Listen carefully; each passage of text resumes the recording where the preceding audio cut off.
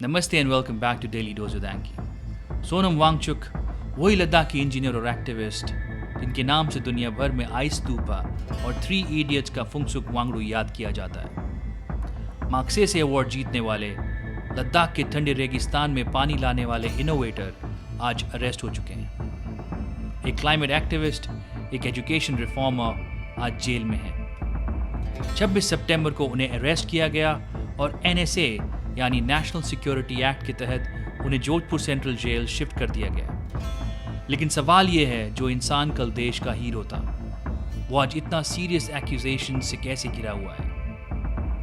सोनम वांगचुक के अरेस्ट को समझने के लिए हमें मुद्दे की जड़ को समझना होगा, और वो जड़ है लद्दाख की अपनी पहचान की लड़ाई। 5 अगस्त 2019 एक हिस्टोरिक दिन, आर्टिकल 370 को हटाया गया और लद्दाख को जम्मू एंड कश्मीर से अलग करके एक यूनियन टेरिटरी बना दिया गया। उस वक्त लद्दाख में सोनम वांगचुक जैसे कई लोगों ने इस डिसीजन का स्वागत किया। उनकी बरसों पुरानी मांग थी कि उन्हें कश्मीर की पॉलिटिकल डोमिनेंस से आज़ादी मिले। एक उम्मीद थी, एक नई शुरुआत का एहसास था। फिर 2020 में लेह के हिल काउंसिल इलेक्शंस में बीजेपी ने अपने मैनिफेस्टो में लद्दाख को 6 शेड्यूल में शामिल करने का वादा किया था, और ये उनकी जीत की एक बड़ी वजह थी। लेकिन साल बीत गए और ये वादा ही रह गया। ये उम्मीद जल्द ही धुंधलाने लगी। लद्दाख के लोगों ने सोचा था कि उन्हें पौंडीचेरी या दिल्ली जैसी एक लेजिस्लेचर यानी विधानसभा वाली यूनियन टेरिटरी मिलेगी, लेकिन उन्हें मिली एक ऐसी यूटी जिसका पूरा कंट्रोल ब्यूरोक्रेसी के हाथ में था और जिसके सारे फैसले दिल्ली से लिए जा रहे थे। और यहीं से असली प्रोटेस्ट शुरू होता है। लद्दाख एक ऐसी जगह जिसका कल्चर यूनिक है, जहाँ का इकोसिस्टम बहुत नाजुक है। वहाँ के लोगों को लगा कि वो अपनी ज़मीन और अपना फ्यूचर पर कंट्रोल खो रहे हैं। इस एहसास से 2 बड़ी डिमांड्स पैदा हुई। पहली, लद्दाख के लिए पूर्ण राज्य का दर्जा यानी स्टेटहुड, ताकि उनकी अपनी सरकार हो, और दूसरी, संविधान के 6 शेड्यूल में शामिल किया जाए। ये एक स्पेशल प्रोविजन है जो ट्राइबल कम्युनिटीज़ को अपनी ज़मीन, कल्चर और रहन सहन को बचाने के लिए आज़ादी देता है।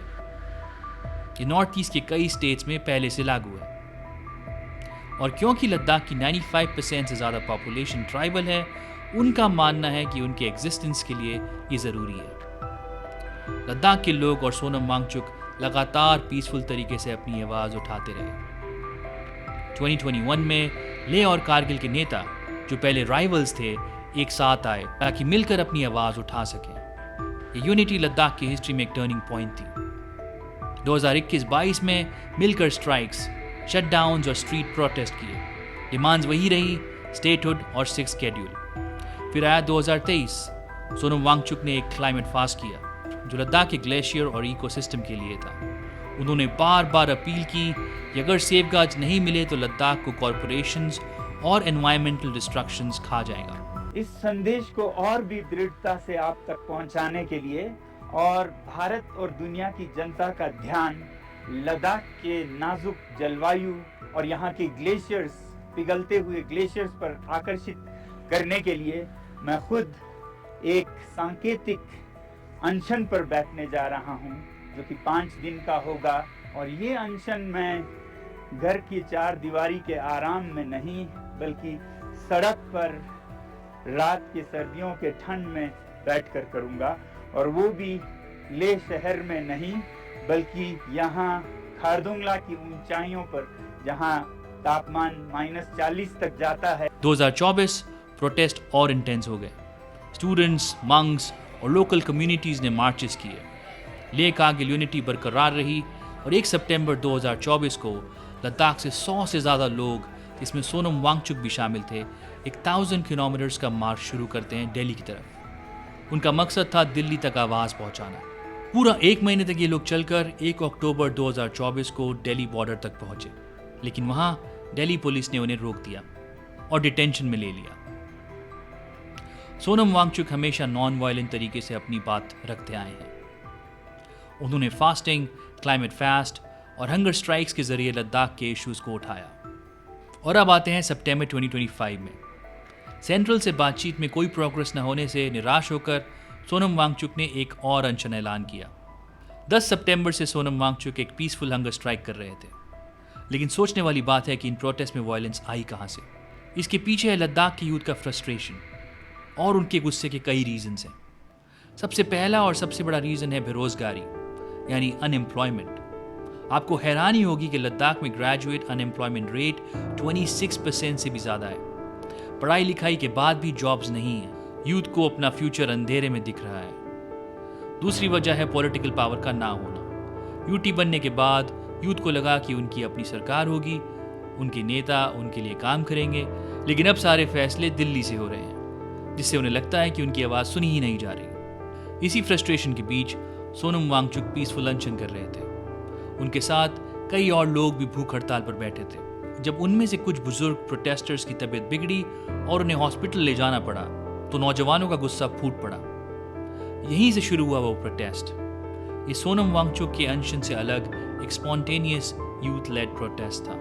ये नौजवान सड़क पर उतर आए और तभी हालात बिगड़ गए और प्रोटेस्टर्स और सिक्योरिटी फोर्सेस के बीच वायलेंट क्लैशेस हुए। बीजेपी के एक ऑफिस को आग लगा दी गई, पुलिस गाड़ियां तोड़ दी गई और इस पूरी हिंसा में दुख की बात है 4 लोगों ने अपनी जान गंवा दी और 70 से 80 लोग घायल हुए, जिनमें 40 पुलिसकर्मी भी शामिल थे। इस हिंसा पर सोनम वांगचुक का क्या कहना था? हमारे अनशन के 15वें दिन ये बताते हुए बहुत दुख हो रहा है कि आज लेह शहर में कुछ बड़े पैमाने पर हिंसा और तोड़-फोड़ होने लगी। कई कार्यालयों को तोड़ा गया, आग लगा दी गई और गाड़ियों को पुलिस के आग लगा दी गई। इससे पहले मैं आपको ये बताऊं कि कल यहाँ पर जो 35 दिन के अनशन पे बैठे थे, उनमें से 2 लोग अस्पताल में उन्हें ले जाना पड़ा बहुत गंभीर स्थिति में।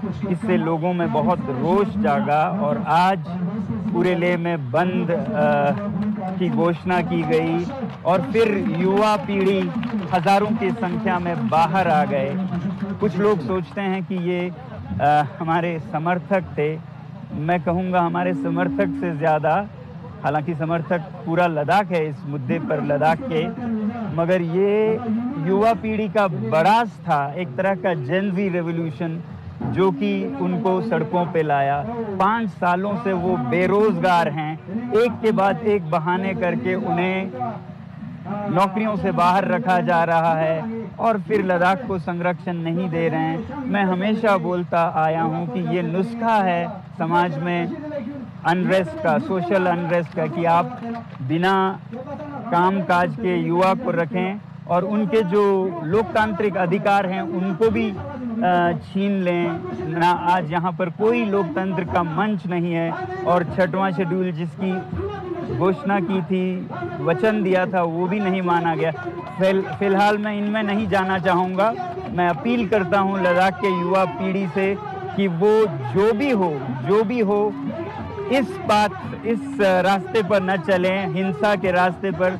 ये मेरे 5 साल के कोशिशों को नाकाम कर देता है। अगर हम इतने सालों से अनशन कर रहे हैं, शांति से पदयात्रा कर रहे हैं और फिर अंत में अगर हिंसा कर बैठे तो ये हमारा रास्ता नहीं है। इसलिए मैं फिर युवा पीढ़ी से हाथ जोड़कर विनती करता हूं कि हम शांति के ही रास्ते से सरकार को कहें और सरकार भी, मैं चाहता हूं कि शांति के संदेश को सुने। जब वो शांति को अनसुनी कर दें, 1 बार अनशन, 2 बार अनशन, 5 बार तक अनशन करे कोई, लेह से दिल्ली तक पैदल चले आए शांति से और उसका भी कोई अनसुना कर दे, तो फिर इस तरह के हालात आते हैं। इस समय मैं सरकार से कहूँगा कि वो संवेदनशील हो लद्दाख के बारे में और युवा पीढ़ी से कहूँगा कि वो शांति के रास्ते पे चले। मैं पूरे देश से ये बताना चाहता हूँ कि ये रास्ता मेरा दिखाया हुआ नहीं है, ये उनके बड़ास का एक परिणाम है, मगर ये बड़ास निकालने का समय नहीं है। शांति से, ठंडे दिमाग से सरकार के साथ वार्तालाप करने का समय है। हमारा रास्ता हमेशा नॉन वायलेंट रहा है। ये गुस्सा बेरोजगारी और प्रॉमिसेस के टूटने का नतीजा है। और फिर 26 सितंबर को सोनम वांगचुक को अरेस्ट कर लिया गया। लेकिन इस पर सरकार का क्या कहना है? होम मिनिस्ट्री ने वायलेंस के लिए सीधा सोनम वांगचुक को जिम्मेदार ठहराया है। उनका कहना है कि वांगचुक के भड़काऊ स्टेटमेंट्स ने भीड़ को उकसाया।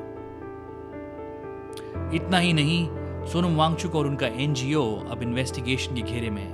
उनकी संस्था student education and cultural movement of Ladakh का FCRA लाइसेंस यानी फॉरेन कंट्रीब्यूशन एक्ट कैंसिल कर दिया गया है। बीजेपी ने कांग्रेस पर भी आरोप लगाया है कि उनके एक काउंसलर फुनसुक स्टैंडन सेपाक इस हिंसा में शामिल थे। कांग्रेस ने तुरंत इसका विरोध किया और उनका कहना है कि उनका इस प्रोटेस्ट से कोई लेना देना नहीं है। कांग्रेस ने सरकार को ही जिम्मेदार ठहराते हुए डिमांड किया है कि 4 नौजवानों की मौत पर एक जुडिशियल प्रोब हो। तो यहाँ हमारे सामने 2 बिल्कुल अलग अलग कहानियां हैं। एक तरफ एक जाना माना एक्टिविस्ट है जिसका कहना है कि वो अपने लोगों के हक के लिए लड़ रहा है और सच बोलने की सजा में उसे टारगेट किया जा रहा है, और दूसरी तरफ सरकार है जिसका दावा है कि वो हिंसा के लिए जिम्मेदार है। तो आपको क्या लगता है? नीचे कमेंट्स में जरूर शेयर करें। If you like the video, press the like button and subscribe for more such videos. Will see you next time.